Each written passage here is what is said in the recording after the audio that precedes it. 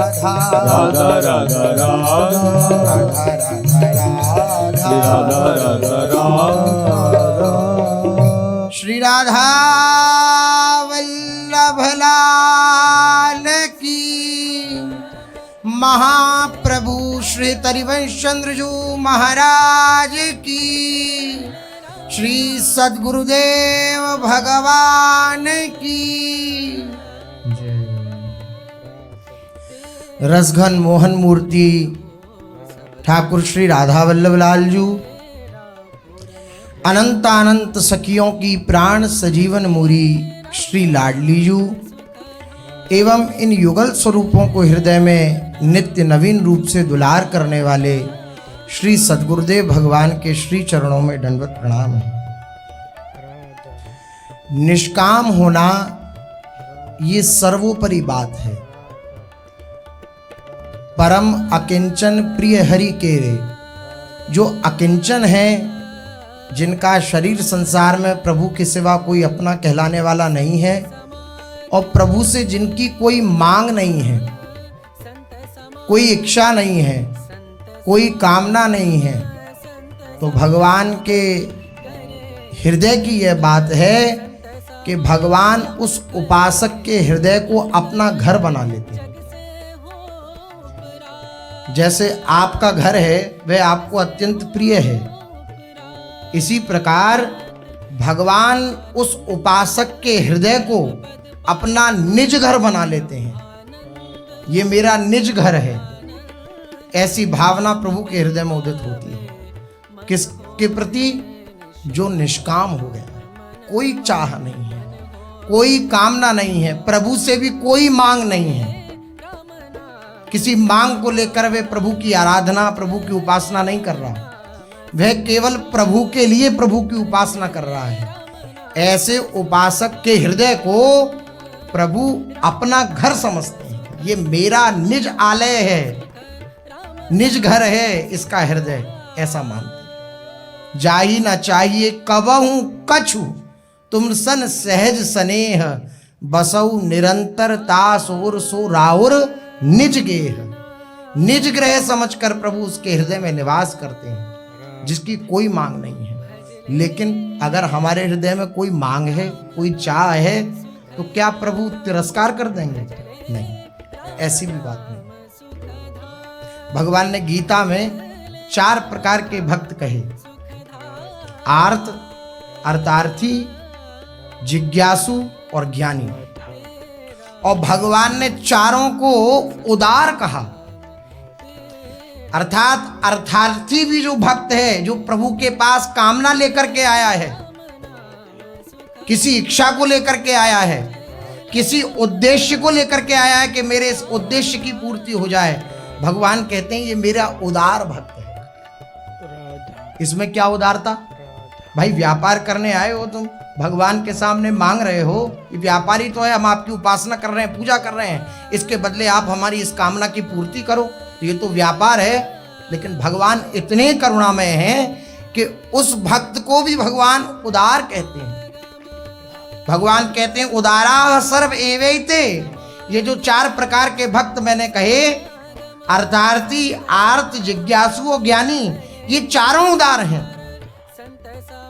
अब भगवान ने उदार क्यों कहा? ये तो सब करते हैं, रोज मंदिर में जाते हैं और भगवान के सामने धूप बत्ती अगरबत्ती आदि जला करके और फिर अपने हृदय की मांग प्रभु के सामने रखते हैं। तो भगवान ने उदार किसके लिए कहा है? किसके लिए उदार शब्द का प्रयोग भगवान ने किया? जो भगवान के सामने किसी मांग को लेकर जाता है लेकिन किसी और के सामने अपनी मांग को नहीं रखता।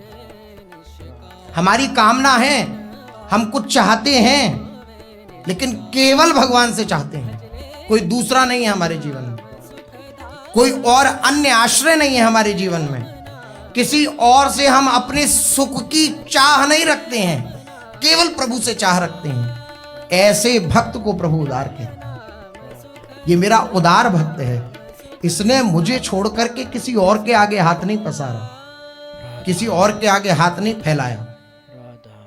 भगवान को बहुत बुरा लगता है जब कोई दैन्यता को, दैन्यता अर्थात विषय दैन्यता को धारण करके और संसार के सामने भिखमंगा बना डोलता है, भगवान को बहुत बुरा लगता है।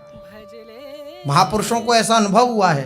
मांगे से जगनाक सिकोड़े,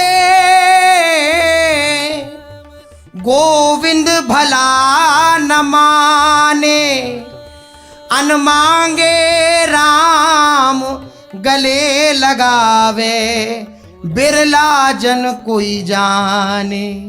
तो मांगे से क्यों जिया जलाओ, अनमांगे हरि देता, कह मलूक निष्काम भजें जे, ते आपन कर लेता। कह मलूक निष्काम भजें जे, ते आपन कर लेता। मांगे से जगनाक सिकोड़े और गोविंद भला न माने।